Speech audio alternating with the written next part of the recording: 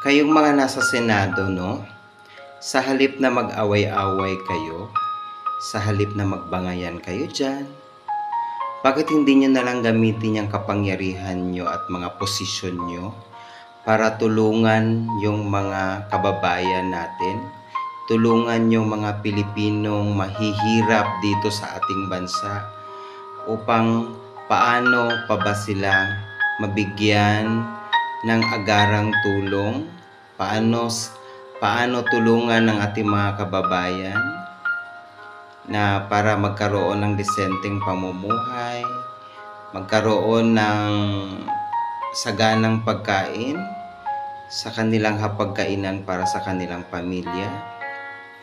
Bakit hindi natin gawa ng paraan para itaas ang sahod ng bawat pamilyang Pilipino, ng bawat manggagawang Pilipino dito sa ating bansa?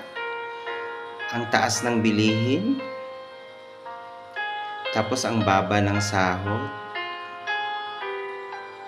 Paano mabubuhay ang bawat pamilyang Pilipino na kumikita lang ng 500 or 600 sa isang araw?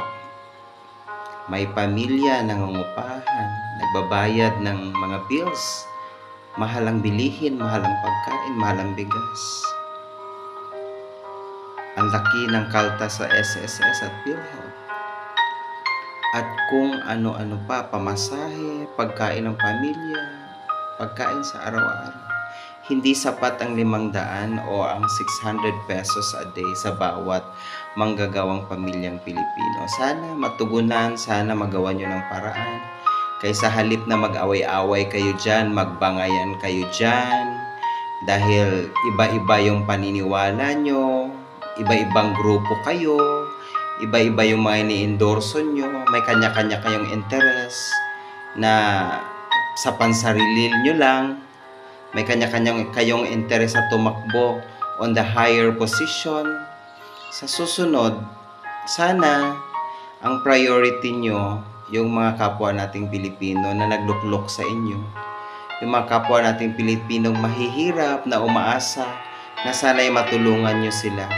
Kasi sayang ang posisyon nyo na ginagamit nyo lang para sa sarilyong interes. Ginagamit nyo lang for your own publicity. Sayang. Sana magawa ng paraan at mabuhay ang lahing Pilipino, mabuhay ang bayan at mamamayan ng Pilipinas, mabuhay ang pamilyang Pilipino. Maraming salamat. This is your Star Ganda. Take care and God bless. Piliin mo ang Pilipinas kahit mahirap piliin ang Pilipinas.